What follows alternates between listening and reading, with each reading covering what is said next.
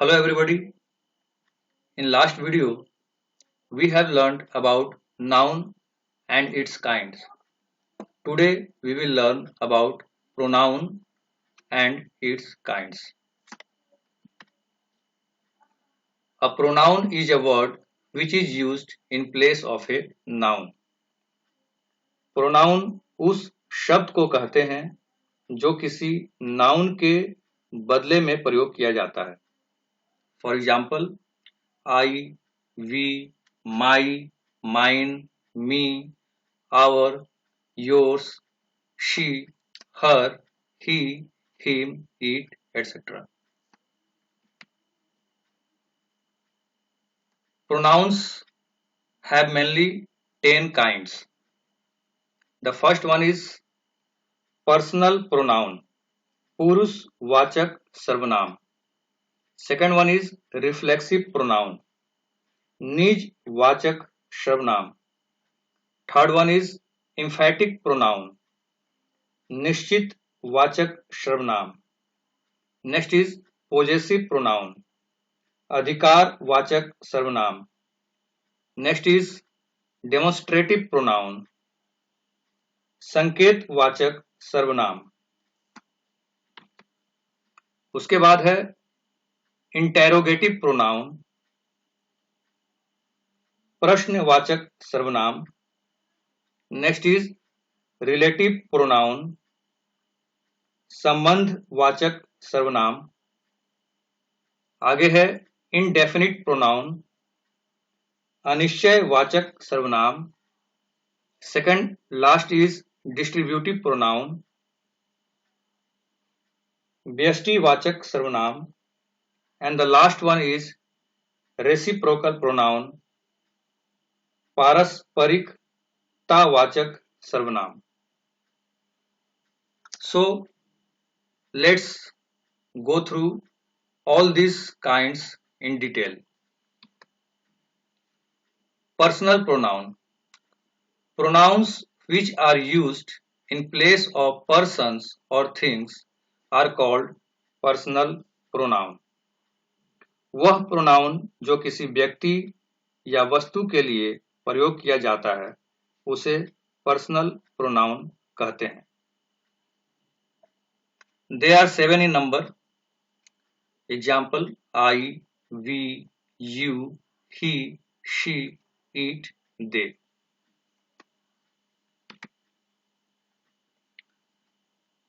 एक case chart को समझना जरूरी है. जब कोई प्रोनाउन सब्जेक्ट के तौर पर यूज होता है तो उसे हम बोलते हैं नॉमिनेटिव केस, और जब कोई प्रोनाउन ऑब्जेक्ट के तरह काम करता है तो वो आता है ऑब्जेक्टिव केस में. जैसे कि आई का मी, वी अस, यू ही होता है, he him, she her, it it, they them. इसके अलावा एक होता है पोजेसिव एडजेक्टिव और एक होता है पोजेसिव प्रोनाउन. आगे हम चलेंगे वीडियो में तो डिटेल में समझ में आएगा. Now reflexive pronoun, the pronouns which reflect the action of the verb on the subject itself are called reflexive pronoun. The pronouns myself, ourselves, yourself, yourselves, himself, herself, itself and themselves are reflexive pronoun. तो reflexive pronoun वैसे pronoun होते हैं जो कि action को subject के ऊपर सौंप देते हैं कि जो भी एक्टिविटी हुई, जो भी एक्शन हुआ वो सब्जेक्ट ने किया. जैसे कि एग्जाम्पल देखिए, he spoiled himself, he spoiled उसने बर्बाद कर दिया, himself उसने खुद को बर्बाद कर दिया खुद से, he hurt, you hurt yourself तुमने खुद को चोट पहुंचाया, we ruined ourselves, they fought among themselves. Next is emphatic pronoun. When the reflexive pronouns are used for the sake of emphasis, on nouns or pronouns. They are known as emphatic pronouns. emphatic pronouns को emphasizing pronoun भी कहते हैं।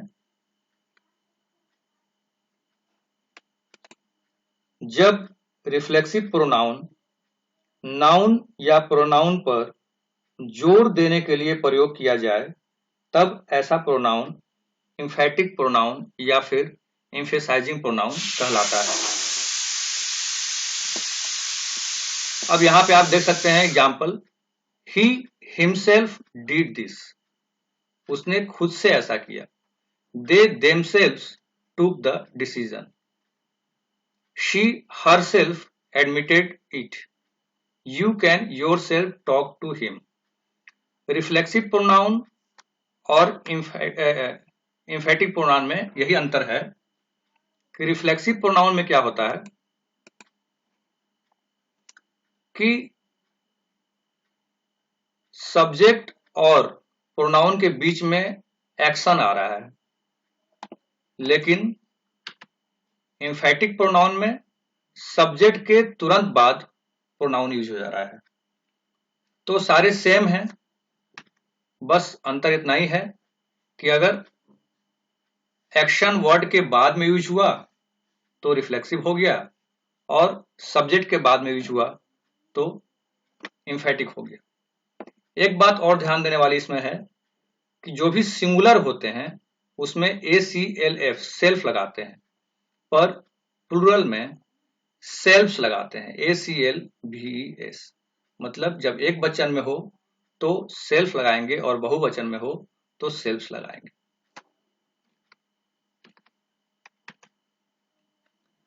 Note, reflexive और emphatic pronouns can not be used as a subject. जो reflexive और emphatic pronoun होते हैं उनको कभी भी एज अ सब्जेक्ट यूज नहीं किया जा सकता है। जैसे कुछ बच्चे बोलते हैं माई सेल्फ डिड इट, ये सेंटेंस बिल्कुल गलत है। आप बोल सकते हैं आई डिड इट या फिर I myself did it.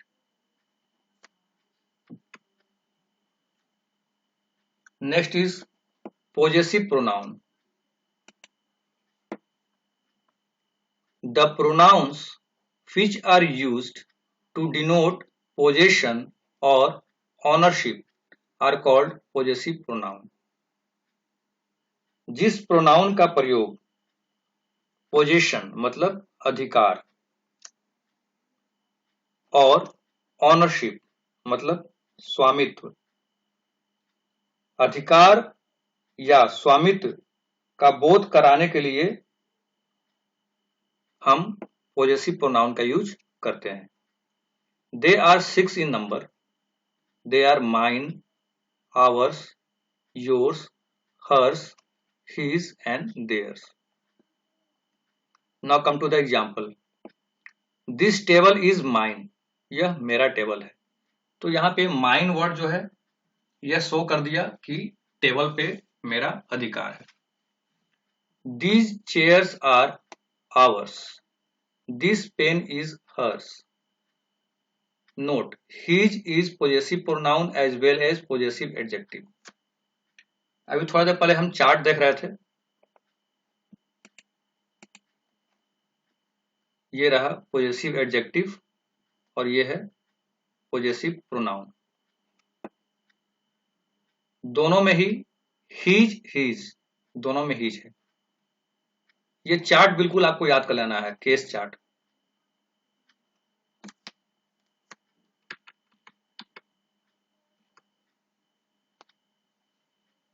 Next is demonstrative pronoun। Demonstrative pronouns point out the persons or thing for which they stand। These, that, these, those। जिस प्रोनाउन का प्रयोग किसी व्यक्ति या वस्तु को सूचित करने के लिए किया जाता है उसे हम डेमोन्स्ट्रेटिव प्रोनाउन कहते हैं। Example, this is a bag, तो ये बैग को सूचित करने के लिए हमने यहाँ पे दिस लगा दिया। दीज आर एप्पल्स, ये क्या है तो एप्पल्स है, तो दीज क्या किया कि एप्पल्स को सूचित किया। उसी प्रकार से that is a boy, those are bananas. Next is interrogative pronoun. The pronoun which is used to ask a question is called an interrogative pronoun. तो जिस प्रोनाउन का यूज हम क्वेश्चन पूछने के लिए करेंगे उसको बोलेंगे इंटेरोगेटिव प्रोनाउन, जैसे कि who, which, what. Who has written this letter, तो यहाँ पे हु हमने लगाया प्रश्न पूछने के लिए, तो ये हमारा हो गया interrogative pronoun. Which of the pens do you want, what is your father. Next is relative pronoun. The relative pronoun stands instead of a noun and also joins sentence. जो relative pronoun होता है वो noun के बदले use होता है और ये क्या करता है कि sentences को join भी करता है। जैसे कि इसके एग्जाम्पल हैं who, whom, which, whose, that। कैसे यूज होता है देख लेते हैं। The lady who is in pink sari is my mother। तो the lady, उस लेडी के लिए यहां पे यूज हो गया who। वह लेडी जो पिंक साड़ी में है वो मेरी माँ है। the milk which is pure, कौन सा मिल्क, which is pure, जो मिल्क प्योर है, is useful for health। तो यहां पे मिल्क के लिए which यूज हुआ है। This is the boy whom all loves। Take any pen that you like। The lion whose color is white is from Africa। तो lion के लिए यहाँ पे whose वर्ड यूज हो गया। Next is indefinite pronoun। Indefinite pronouns refer to persons or things in a vague or general way। They do not refer them in particular। जिस pronoun से किसी निश्चित व्यक्ति या वस्तु का बोध नहीं हो उसे इंडेफिनिट प्रोनाउन कहते हैं। मतलब जिस प्रोनाउन से किसी निश्चित व्यक्ति या वस्तु का बोध ना हो, जैसे कि आप एग्जांपल से समझ सकते हैं, one should keep once promises. अब यहां पे वन किसके लिए यूज हुआ है यह पता नहीं चल रहा है। None is permitted to leave the place. किसी को भी इस प्लेस को छोड़ने की अनुमति नहीं है, लेकिन किसी पार्टिकुलर आदमी के लिए हम नहीं कह रहे हैं, किसी निश्चित व्यक्ति के लिए नहीं कह रहे हैं। उसी प्रकार से ये सारे एग्जाम्पल हैं। Anybody can do this, some are inactive, all are gentle, many of the students got good marks, any of you can attend the function, none of this is necessary. Note, यहां पे एक ध्यान देने योग्य बात है, जब some, all, many, one, any इत्यादि के साथ हम नाउन का प्रयोग करते हैं तो ये प्रोनाउन का फंक्शन न कर एडजेक्टिव का फंक्शन करते हैं।